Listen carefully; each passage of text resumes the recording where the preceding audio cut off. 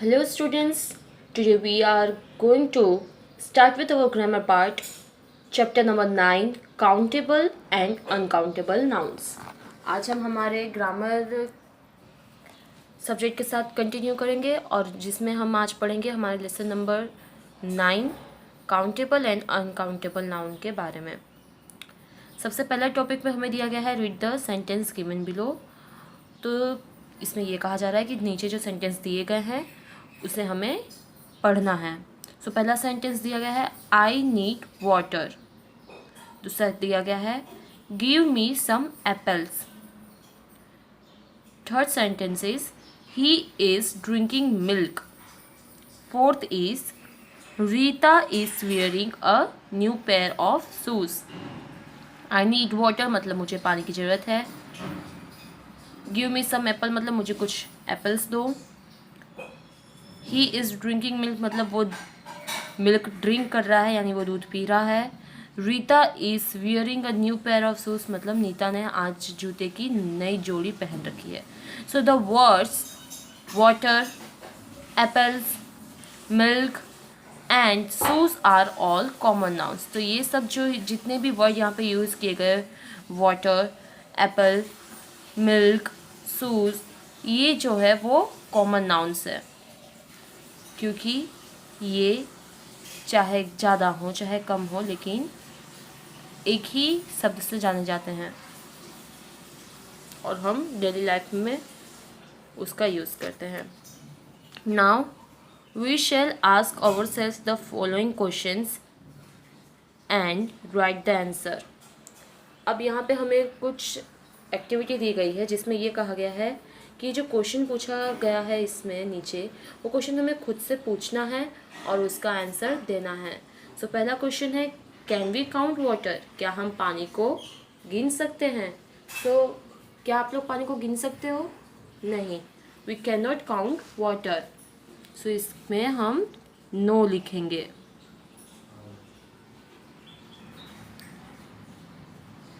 Apples दिए गए हैं सो उसमें पूछा गया can we count the number of apples. क्या हम जितने सेब दिए गए हैं उनके वो कितने सेब दिए गए हैं ये काउंट कर सकते हैं, गिन सकते हैं।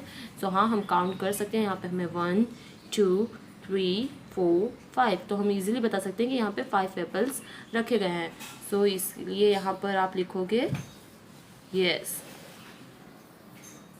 नाउ नेक्स्ट है can we count the milk. क्या आप मिल्क काउंट कर सकते हो?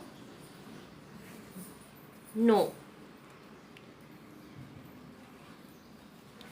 Now can we count a pair of shoes. क्या हम जूते काउंट कर सकते हैं? तो हाँ ये 1 2 तो ये एक पैर ऑफ शूज है।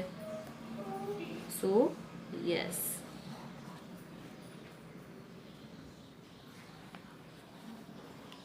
तो इस तरीके से ये एक्टिविटी हमारी कंप्लीट हुई। तो इसके थ्रू हमें समझाया गया कि जो चीज़ हम गिन सकते हैं उसे हम काउंटेबल नाउन कहते हैं और जो चीज़ हम गिन नहीं सकते उसे हम अनकाउंटेबल नाउन कहते हैं। जो चीज़ें गिनी जा सके वो क्या है? काउंटेबल नाउन और जो नहीं गिनी जा सके वो है uncountable noun. Here the same thing is written here. We can count the apples and the shoes and hence they are countable nouns. हम एप्पल को शूज़ को काउंट कर सकते हैं इसलिए ये काउंटेबल नाउन्स थे। We can not count water और milk and hence they are uncountable noun. और यहाँ हम पानी और दूध को नहीं गिन सकते थे इसलिए ये क्या थे? अनकाउंटेबल नाउन्स थे। पहली एक्सरसाइज हमें दी गई जिसमें कहा गया है circle the countable nouns and underline the uncountable nouns in the following। यानी यहाँ पर जो भी हमें नाउन यानी जिन भी चीज़ों का नाम दिया गया है इसमें से हमें फाइंड करना है कि कौन से काउंटेबल नाउन्स हैं कौन से अनकाउंटेबल नाउन्स हैं। सो पहले दिया गया है न्यूज़। अच्छा यहाँ पे जो काउंटेबल नाउन्स है उसमें हमें अंडरलाइन करना है और जो अनकाउंटेबल उसमें हम काउंटेबल नाउन्स पे हमें सर्कल करना है और अनकाउंटेबल नाउन्स में अंडरलाइन करना है। सो पहले हमें दिया गया है न्यूज़, बी पे दिया गया है वेदर, सी पे दिया गया है बुक। अब न्यूज़ तो न्यूज़ को आप काउंट कर सकते हो? हाँ, आप सुन सकते हो, आप सुनोगे तो आपको पता चलेगा, हाँ एक न्यूज़ मिली, दूसरी न्यूज़ मिली, तीसरी न्यूज़ मिली। So yes, we can count the news. So हम इसे सर्कल करेंगे। वेदर, क्या आप वेदर को काउंट कर सकते हो? नहीं कर सकते, कभी छाँव कभी धूप कभी ऐसे हो जाता है, इसीलिए इसे हम अंडरलाइन करेंगे। तो ये हमारे लिए काउंटेबल नाउन्स है, ये अनकाउंटेबल नाउन्स है। बुक, बुक कितनी आप हर बार काउंट कर सकते हो, तो इसलिए उस पर आप सर्कल करोगे। तो आप समझ में आया, जो काउंटेबल नाउन्स है उस पर सर्कल करना है, जो अनकाउंटेबल नाउन्स है उसके नीचे अंडरलाइन करना है, यानी लाइन खींचनी है। सो ये एक्सरसाइज आप अपने तरफ से कंप्लीट करोगे, ये आपका होमवर्क में है। इसी के साथ आगे बढ़ेंगे। मेजरिंग नाउन्स, मेज़र करने का मतलब होता है नापना। सो हम क्या नाउन को मेज़र कर सकते हैं? Let see, there are certain phrases that we use to measure countable and uncountable nouns. You have already read about one such phrase, that is a pair of shoes. These phrases can be used for both countable and uncountable nouns. So यहाँ पर हमें ये कहा गया है कि कुछ ऐसे भी nouns होते हैं जिनको हम नाप सकते हैं, मेज़र कर सकते हैं कि वो कितने हैं। जैसे कि यहाँ पर बोला गया था पेयर ऑफ शूज, तो हमें पता है एक पेयर यानी एक जोड़ी में कितने शूज होते हैं, तो 2 शूज होते हैं। तो इस तरीके से ये जो शू के लिए हमें एग्जांपल दिया गया, वैसे ही और भी हमें दिया गया है। जैसे यहाँ पे बनानास दिए गए हैं, यहाँ पर क्या कहते हैं, ग्लास ऑफ वाटर और ग्लास ऑफ मिल्क आप लिख सकते हैं। फिर यहाँ पर ए पाउंड ऑफ चिकन है, ये एक्चुअली मीट, ये आपको मीट दिख रहा है ना। तो इमेजेस दी गई है। एक्सरसाइज 2 में यहाँ पे दिया गया है हमें, look at the given picture then fill in the blanks with countable and uncountable nouns. अब देखो, हम इसका वेट करते हैं, लेकिन इसका वजन करते हैं, लेकिन हम इजीली से काउंट कर सकते हैं 1 2 3 4, इसमें कितने, एक बंच में कितने बनाना से हम काउंट कर सकते हैं, इसलिए ये काउंटेबल नाउन है। ठीक है, हमें पता है कि एक डजन में 12 केले आते हैं, तो इसीलिए हम इसे इजीली काउंट कर सकते हैं और इसको हम मेज़र भी कर सकते हैं, क्योंकि इनका वेट भी अलग अलग होता है। Same a glass of, if you want to write a water or water, so or if you want to write a milk, so it could be milk.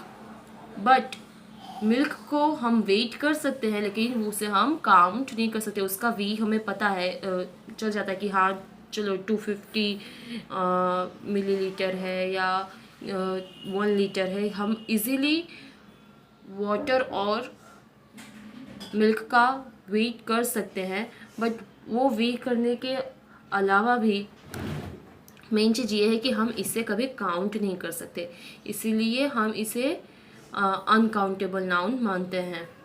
Now a pound of so meat, so ये meat अगर एक है पूरा तो आप इसे count नहीं कर सकते हो, लेकिन जब इसके पीसेस होंगे तो आप इसे काउंट कर सकते हो। तो ये मीट, तो मीट क्या होता है? अनकाउंटेबल नाउन होता है। सो इसी के साथ हमें और भी एक्सरसाइज दी है, जैसे अ ग्रेन ऑफ, सो ग्रेन, ये किस चीज़ का ग्रेन है आप देख सकते हैं। So a grain of wheat, a pair of socks, a score of apples, a mile of road, a forest of trees, a carton of milk, a can of cold drink, a bag of rice, a bar of chocolate, a roll of paper, a piece of music, a stick of butter। तो यहाँ पर जैसे जैसे हमें images दी गई थी उसके name हमें लिखने थे, और आपने यहाँ नोटिस किया होगा कि हर एक इमेजेस में ऐसी चीज़ें दी गई है कि मतलब हमें वहाँ पे नेम जो लिखने हैं वो हमारे लिए नाउन है, लेकिन आप देख सकते हैं कि क्या क्या यूज़ किया गया है। माइल यूज़ किया गया है, ठीक है, पेड यूज़ किया गया है, स्कोर यूज़ किया गया है, कार्टून यूज़ किया गया है। तो ये क्या है, एक तरीके से वेट को बता रहा है। So from this chapter we can easily understand that either we can count a noun or we cannot count a noun. But a noun can be easily measured by their weights. इस chapter से हमें साफ साफ समझ में आ रहा है कि या तो हम नाउन को गिन सकते हैं या तो हम नाउन को नहीं गिन सकते हैं, लेकिन नाउन को हम इजीली, चाहे हम उसे गिन पाएँ या ना गिन पाएँ, उसका मेज़र हम पता कर सकते हैं, यानी उससे हम नाप तोल कर सकते हैं.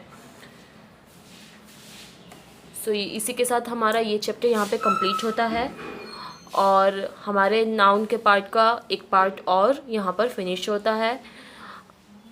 ये जो एक्सरसाइज है वो आपको बुक में ही करनी है और अच्छी हैंडराइटिंग में लिखनी है. इसके रिलेटेड मैं आपको कुछ और एक्सरसाइज दूंगी जो आपको आपकी नोटबुक में करना है. सो आज के वीडियो में इतना ही. Thank you.